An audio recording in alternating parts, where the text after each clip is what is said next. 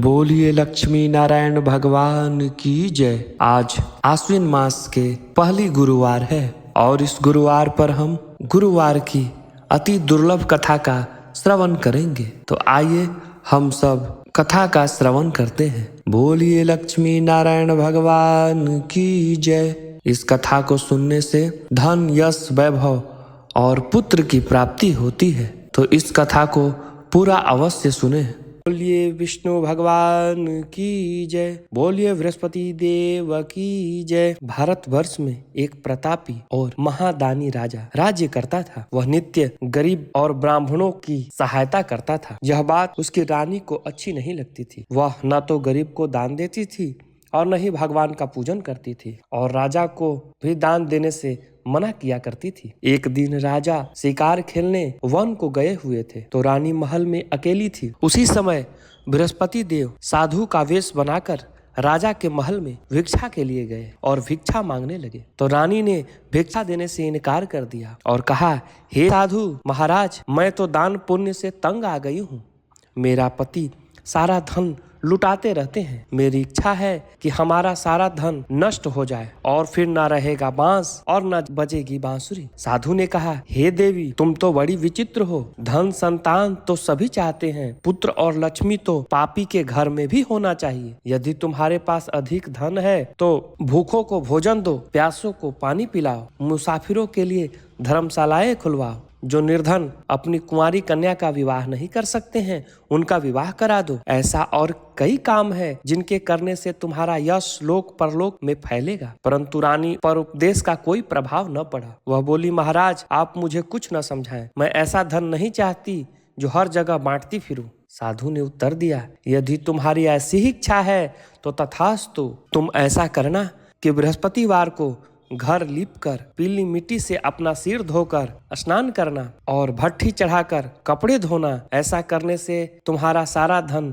नष्ट हो जाएगा। इतना कहकर वह साधु महाराज वहां से चले गए। साधु के अनुसार कई बातों को पूरा करते हुए रानी को केवल 3 बृहस्पतिवार ही बीते थे कि उसका समस्त धन संपत्ति नष्ट हो गया। भोजन के लिए राजा का परिवार तरसने लगा। तब एक दिन राजा ने रानी से बोला, हे रानी, तुम यहीं रहो, मैं दूसरे देश को जाता हूँ, क्योंकि यहाँ पर सभी लोग मुझे जानते हैं, इसलिए मैं कोई छोटा कार्य नहीं कर सकता। ऐसा कहकर राजा परदेश चला गया। वहाँ वह जंगल से लकड़ी काट कर लाता और शहर में बेचता। इस तरह वह अपना जीवन बिताने लगा। इधर राजा के परदेश जाते ही रानी और दासी दुखी रहने लगी। एक बार जब रानी और दासी को 7 दिन तक भोजन बिना रहना पड़ा, तो रानी ने अपनी दासी से कहा, हे दासी, पास ही के नगर में मेरी बहन रहती है, वह बड़ी धनवान है। तू उसके पास जा और कुछ ले आ, ताकि थोड़ी बहुत गुजर बसर हो जाए। दासी रानी की बहन के पास गई। उस दिन गुरुवार था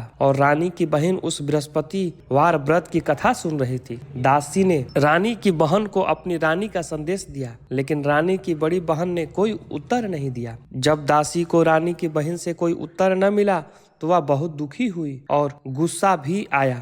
दासी ने वापस आकर रानी को सारी बात सुना दी। सुनकर रानी ने अपने भाग्य को कोसा। उधर रानी की बहन ने सोचा कि मेरी बहन की दासी आई थी, परंतु मैं उससे नहीं बोला, इससे वह बहुत दुखी हुई होगी। कथा सुनकर और पूजन को समाप्त करके वह अपने बहन के घर आई और कहने लगी, हे बहन, मैं बृहस्पतिवार का व्रत कर रही थी, तुम्हारी दासी मेरे घर आई, परंतु जब तक कथा होती तब तक न तो उठते और न ही बोलते हैं, इसलिए मैंने नहीं बोला। कहो दासी, क्यों आई थी? रानी बोली, बहन, तुमसे क्या छुपाऊं, हमारे घर में खाने तक को अनाज नहीं था। ऐसा कहते कहते रानी की आंखें भर आई। उसने दासी समेत पिछले 7 दिनों से भूखे रहने तक की बात अपनी बहन को विस्तार पूर्वक सुना दी। रानी की बहन बोली, देखो बहन, भगवान बृहस्पति देव सबकी मनोकामना को पूर्ण करते हैं। देखो, शायद तुम्हारे घर में अनाज रखा हो। पहले तो रानी को विश्वास ही नहीं हुआ, पर बहन के आग्रह करने पर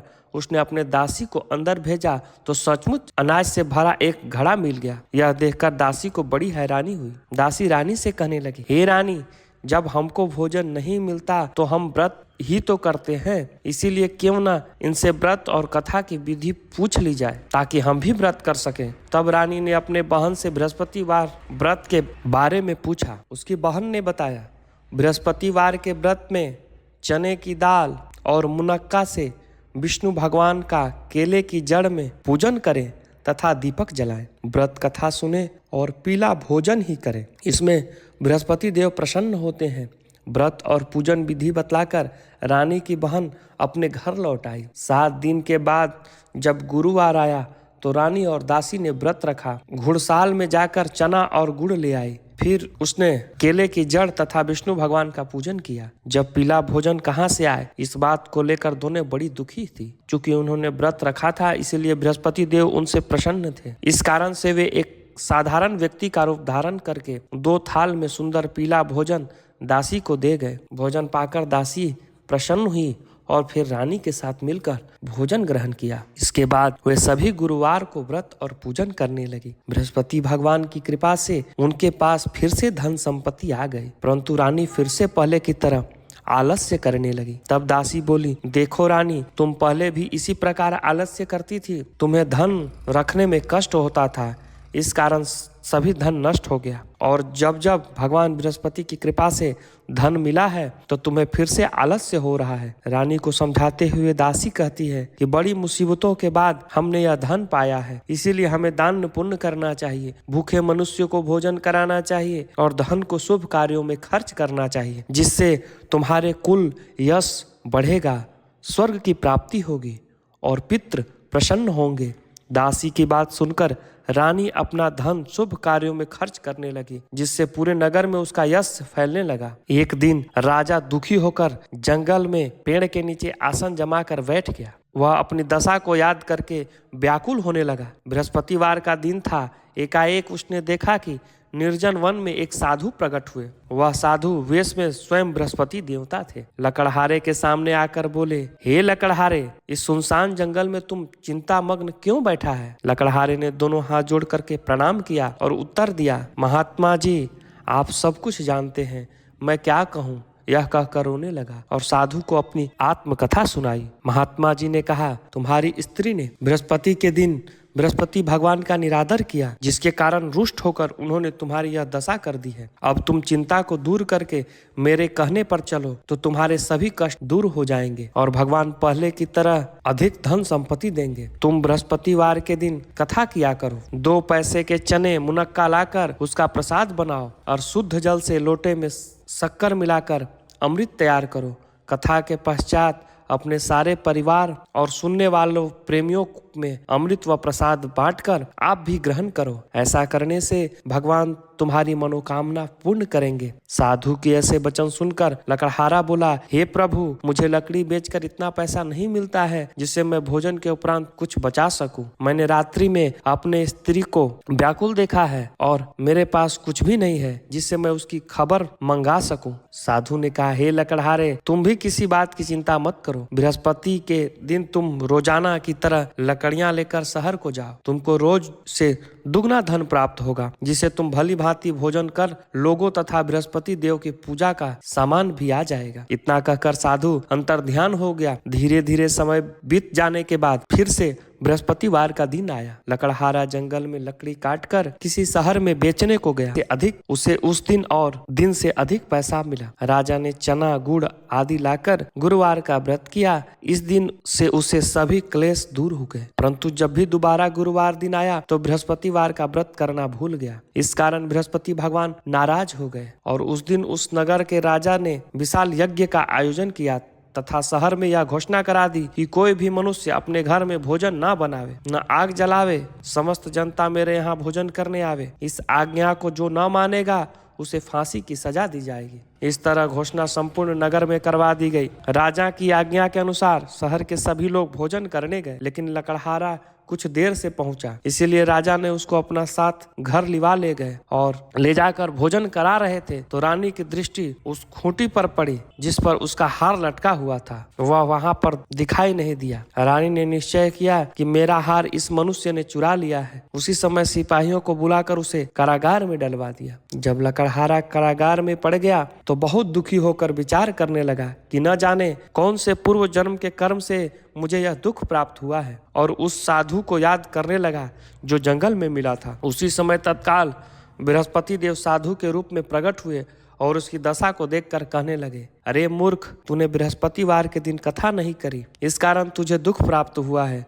अब चिंता मत कर, बृहस्पतिवार के दिन कारागार के दरवाजे पर 4 पैसे पड़े मिलेंगे, उनसे तू बृहस्पति देव की पूजा करना, तेरे सभी कष्ट दूर हो जाएंगे। बृहस्पति के दिन उस 4 पैसे मिले। लकड़हारे ने कथा कही। उसी रात्रि को बृहस्पति देव ने उसे नगर के राजा को स्वप्न में कहा, हे राजन, तूने जिस आदमी को कारागार में बंद कर दिया है वह निर्दोष है, वह राजा है, उसे छोड़ दो। रानी का हार उसी खुटी पर लटका है, अगर तूने ऐसा नहीं करेगा तो मैं तेरे राज्य को नष्ट कर दूंगा। इस तरह रात्रि के स्वप्न को देखकर राजा सुबह उठकर खूंटी पर हार देखकर लकड़हारे को बुलाकर क्षमा मांगी तथा लकड़हारे को योग्य सुंदर वस्त्र और आभूषण देकर विदा कर दिया। बृहस्पति देव की आज्ञा के अनुसार लकड़हारा अपने नगर को चल दिया। राजा जब अपने नगर के निकट पहुंचा तो उसे बड़ा आश्चर्य हुआ।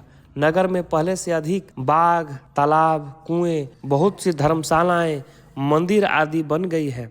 राजा ने पूछा, किसका बाग और धर्मशाला है? तब नगर के सब लोग कहने लगे, यह सब रानी और दासी के हैं। तो राजा को आश्चर्य हुआ और गुस्सा भी आया। जब रानी ने यह खबर सुनी कि राजा आ रहे हैं तो उसने दासी से कहा कि हे दासी, देख, राजा हमको कितनी बुरी हालत में छोड़कर गए थे। हमारी ऐसी हालत देखकर वह लौट ना जाए, इसीलिए तू दरवाजे पर खड़ी हो जा। आज्ञा के अनुसार दासी दरवाजे पर खड़ी हो गई। राजा आए तो उन्होंने अपने साथ लिवा लाई। तब राजा ने क्रोध करके अपनी रानी से पूछा, यह धन तुम्हें कैसे प्राप्त हुआ है? तब उसने कहा, हमें यह सब धन बृहस्पति देव के इस व्रत के प्रभाव से प्राप्त हुआ है। तब राजा ने निश्चय किया कि 7 रोज बाद तो सभी बृहस्पति देव की पूजा करते हैं, परंतु मैं प्रतिदिन 3 बार यह कथा तथा रोज व्रत किया करूंगा। अब हर समय राजा के दुपट्टे में चने की दाल बंधी रहती तथा दिन में 3 बार कथा करता और कथा सुनता। एक रोज राजा ने विचार किया कि चलो अपने बहन के यहाँ से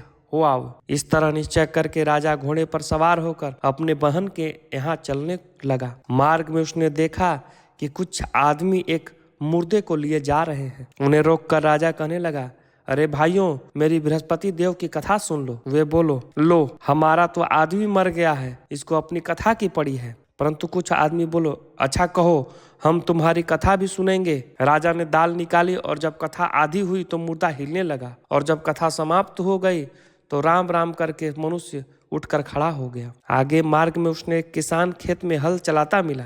राजा ने उसे देखकर और उससे बोला, अरे भैया, तुम मेरी बृहस्पतिवार की कथा सुन लो। किसान बोला, जब तक मैं तेरी कथा सुनूंगा तब तक 4 हरैया हर जोत लूंगा। जा अपनी कथा किसी और को सुनाना। इस तरह राजा आगे चलने लगा। राजा के हटते ही बैल पछाड़ खाकर गिर गया तथा किसान के पेट में बड़ी जोर का दर्द होने लगा। उसी समय उसकी माँ रोटी लेकर आई। उसने जब यह देखा तो अपने पुत्र से सब हाल पूछा और बेटे ने सभी हाल कह दिया। तो बुढ़िया दौड़ी दौड़ी उस घुड़सवार के पास गई और बोली कि मैं तेरी कथा सुनूंगी, तू अपनी कथा मेरे खेत पर चलकर ही कहना। राजा ने बुढ़िया के खेत पर जाकर कथा कही, जिसके सुनते ही बैल उठकर खड़े हो गए। किसान का पेट का दर्द भी सही हो गया। राजा अपने बहन के घर पहुंचा। बहन ने भाई की खूब मेहमान नवाजी की। दूसरे रोज प्रातःकाल राजा जगा तो वह देखने लगा कि सब लोग भोजन कर रहे हैं। राजा ने अपने बहन से कहा, ऐसा कोई मनुष्य है जिसने भोजन नहीं किया है? वह मेरी बृहस्पतिवार की कथा सुन ले। बहन बोली, हे भैया, यह देश ऐसा ही है कि पहले यहाँ लोग भोजन करते हैं, बाद में दूसरा काम करते हैं। अगर कोई पड़ोस में हो तो मैं देख आती हूँ। वह ऐसा कहकर देखने चली गई, परंतु उसे कोई ऐसा व्यक्ति नहीं मिला जिसने भोजन न किया हो। अतः वह एक कुम्हार के घर गई जिसका लड़का बीमार था। उसे मालूम हुआ कि उसके यहाँ 3 रोज से किसी ने भोजन नहीं किया है। रानी ने अपने भाई की कथा सुनने के लिए उस कुम्हार को कहा तो वह तैयार हो गया। राजा ने जाकर बृहस्पतिवार की कथा कही, जिसको सुनकर उसका लड़का ठीक हो गया। अब तो राजा की प्रशंसा होने लगी। एक रोज राजा ने अपने बहन से कहा कि हे बहन, हम अपने घर को जाएंगे, तुम भी तैयार हो जाओ। तब राजा की बहन ने अपनी सास से कहा तो सास ने कहा कि चली जा, परंतु अपने लड़के को मत ले जाना, क्योंकि तेरा भाई के यहाँ कोई औलाद नहीं है। बहन ने अपने भैया से कहा, हे भैया, मैं तो चलूंगी पर कोई बालक नहीं जाएगा।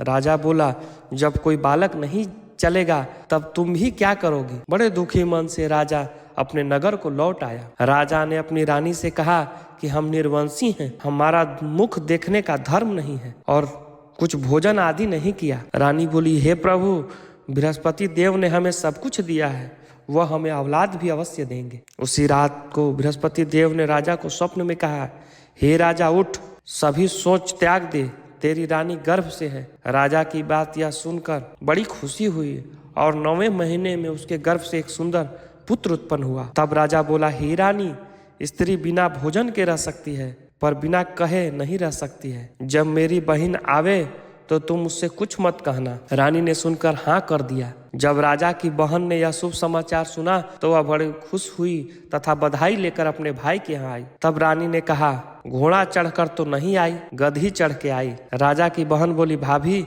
मैं इस प्रकार न कहती तो तुम्हें औलाद कैसे मिलता। बृहस्पति देव ऐसे ही हैं, जैसे जिसके मन में मनोकामना है सभी को पूर्ण करते हैं। जो सदा भावना पूर्वक बृहस्पतिवार का व्रत करता है तथा कथा पढ़ता या सुनता है और दूसरों को सुनाता है तो बृहस्पति देव उसकी सभी मनोकामना पूर्ण करते हैं। भगवान बृहस्पति देव उसकी सदैव रक्षा करते हैं तथा संसार में जो मनुष्य सद्भावना से भगवान जी का पूजन व्रत सच्चे मन से करता है तो उसकी सभी मनोकामनाएं पूर्ण होते हैं। जैसे सच्ची भावना से रानी और राजा ने उनकी कथा का गुणगान किया तो उनकी सभी इच्छाएं बृहस्पति देव ने पूर्ण की। आइए अब हम बृहस्पति देव की एक और कथा का श्रवण करते हैं, जिसके सुनने से सभी पाप दूर होते हैं।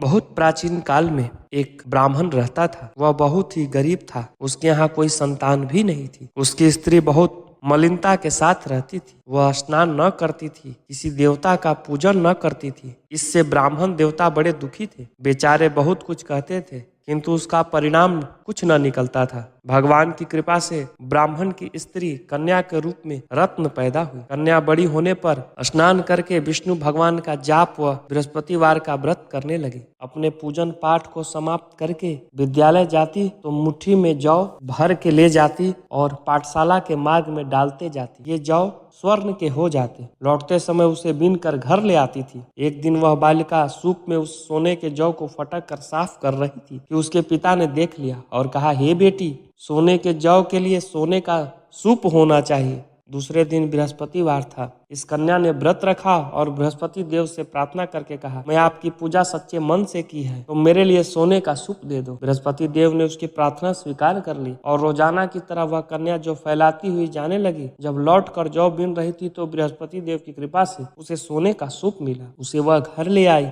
और उसमें जौ साफ करने लगी, परंतु उसकी माँ का वही ढंग रहा। एक दिन की बात है, वह कन्या सोने के सूप में जौ साफ कर रही थी। उसी समय शहर का राजपुत्र वहां से होकर निकला और उस कन्या के रूप और कार्य को देखकर मोहित हो गया और अपने घर आकर भोजन जल त्याग कर उदास होकर लेट गया। राजा को इस बात का जब पता लगा तो अपने प्रधानमंत्री के साथ उसके पास गए और बोले, बेटा, तुम्हें किस बात का कष्ट है? किसने तेरा अपमान किया है अथवा और कोई कारण है तो हमसे कहो, मैं वही कार्य करूंगा जिससे तुम्हें प्रसन्नता हो। अपने पिता की राजकुमार ने बातें सुनी तो वह बोला, मुझे आपकी कृपा से किसी बात का दुख नहीं है, किसी ने मेरा अपमान भी नहीं किया है, परंतु उस लड़की से विवाह करना चाहता हूँ जो सोने के सूप में जौ साफ कर रही। यह सुनकर आश्चर्य में पड़ गया राजा और बोला, बेटा, इस तरह की कन्या का पता तुम ही लगाओ, मैं तुम्हारे साथ उसका विवाह जरूर कर दूंगा। राजकुमार ने उस लड़की के घर का पता बतलाया। तब मंत्री उस लड़की के घर गए और ब्राह्मण देवता को सभी हाल बतलाया। ब्राह्मण देवता राजकुमार के साथ अपनी कन्या का विवाह करने के लिए तैयार हो गए और विधि विधान के अनुसार ब्राह्मण की कन्या का विवाह राजकुमार के साथ हो गया। कन्या के घर जाते ही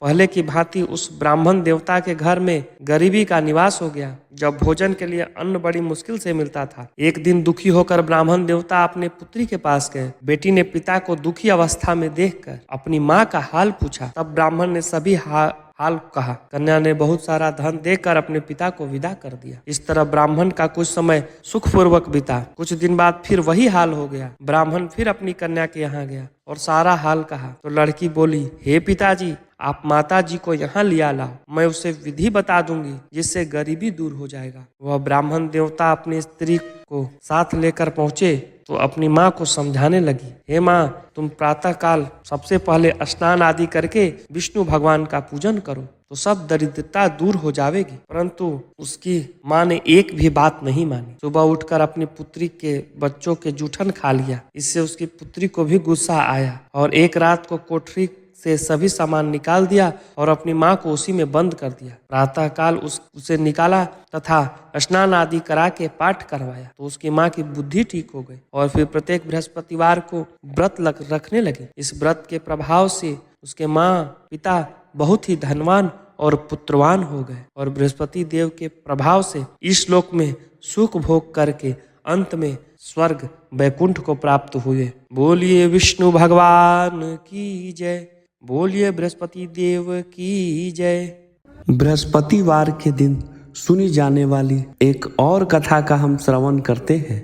एक बार भगवान विष्णु और योग माया गरुड़ पर बैठकर कैलाश पर्वत पर गए। द्वार पर गरुड़ देव को छोड़कर श्री हरि और योग माया भगवान शिव से मिलने अंदर चले गए। तब कैलाश की प्राकृतिक शोभा को देखकर गरुड़ भगवान मंत्र मुग्ध हो गए। तभी उनकी नजर एक खूबसूरत छोटी सी चिड़िया पर पड़ी। चिड़िया काफी सुंदर थी। गरुड़ जी का सारा ध्यान उस सुंदर चिड़िया की तरफ आकर्षित होने लगे। उसी समय कैलाश पर यमराज पधारे और अंदर जाने से पहले उन्होंने उस छोटे से पक्षी को आश्चर्य की दृष्टि से देखा। गरुड़ समझ गया कि उस चिड़िया का अंत निकट है और यमदेव कैलाश से निकलते ही उसे अपने साथ यमलोक ले जाएंगे। गरुड़ जी को बहुत ही दया आ गई। इतनी छोटी सी और सुंदर चिड़िया को मरता हुआ नहीं देख सकते थे, इसीलिए उन्होंने उसे अपने पंजे में दबाया और कैलाश से हजारों कोस दूर एक जंगल में चट्टान के ऊपर जाकर छोड़ दिया और खुद वापस कैलाश पर आ गए। आखिरकार जब यम बाहर आए तो गरुड़ ने पूछ ही लिया कि आपने उस चिड़िया को इतना आश्चर्य भरी नजरों से क्यों देखा था। तब यम बोले, गरुड़, जब मैं उस चिड़िया को देखा तो जब मुझे ज्ञात हुआ कि वह चिड़िया कुछ ही पल के बाद यहाँ से हजारों कोस दूर एक नाग द्वारा खा ली जाएगी, मैं सोच रहा था कि वो इतनी जल्दी इतनी दूर कैसे जाएगी, पर अब जब वो यहाँ नहीं है तो निश्चित ही वह मर चुकी होगी। गरुड़ समझ गए कि मृत्यु टाले नहीं टलती है, चाहे कितनी भी चतुराई की जाए। इसीलिए श्री कृष्ण कहते हैं, करता तू वह है जो तू चाहता है, परंतु होता वह है जो मैं चाहता हूँ। कर तू वह जो मैं चाहता हूँ, फिर होगा वो जो तू चाहेगा। इस प्रकार एकादशी व्रत का कथा संपन्न हुआ। मिलते हैं नेक्स्ट वीडियो में, तब तक के लिए सभी को जय श्री कृष्ण। कथा श्रवण करने के बाद हमें आरती जरूर करनी चाहिए, तो आइए हम बृहस्पति देव की आरती करते हैं। ओम चंद्रमा मनसो जाचक्षुः सूर्यो अजायत श्रोत्राद्वायुश्च प्राणश्च मुखात् अग्निरजायत। जय बृहस्पति देवा, ओम जय बृहस्पति देवा। छिन छिन भोग लगाऊं, छिन छिन भोग लगाऊं, कदली फल मेवा। ओम जय बृहस्पति देवा, तुम पूरण परमात्मा, तुम अंतर्यामी, स्वामी तुम अंतर्यामी। जगत पिता जगदीश्वर, जगत पिता जगदीश्वर, तुम सबके स्वामी। ओम जय बृहस्पति देवा, चरणामृत निज निर्मल, सब पातक हरता, स्वामी सब पातक हरता। सकल मनोरथ दायक, सकल मनोरथ दायक, कृपा करो भरता।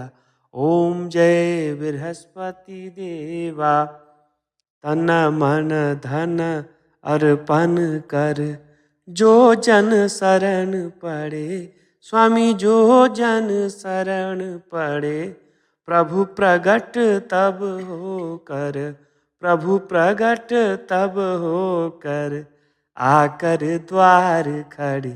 ओम जय बृहस्पति देवा, दीन दयाल दयानिधि, भक्तन हितकारी, स्वामी भक्तन हितकारी। पाप दोष सब हरता, पाप दोष सब हरता, भव बंधन हारी। ओम जय बृहस्पति देवा, सकल मनोरथ दायक, सब संशय तारो, स्वामी सब संशय तारो। विषय विकार मिटाओ, विषय विकार मिटाओ, संतन सुख कार्य। ओम जय बृहस्पति देवा, जो कोई आरती तेरी प्रेम सहित गावे, स्वामी प्रेम सहित गावे। ज्येष्ठानंद बंद सो निश्चय पावे। ओम जय बृहस्पति देवा। प्रेम से बोलिए विष्णु भगवान की जय, प्रेम से बोलिए बृहस्पति देव की जय। आरार्तिक्यम समर्पयामि जलेन शीतलीकरणम आत्माभिवंदनम देवाभिवंदनम। मिलते हैं नेक्स्ट वीडियो में, तब तक के लिए सभी को जय श्री कृष्णा।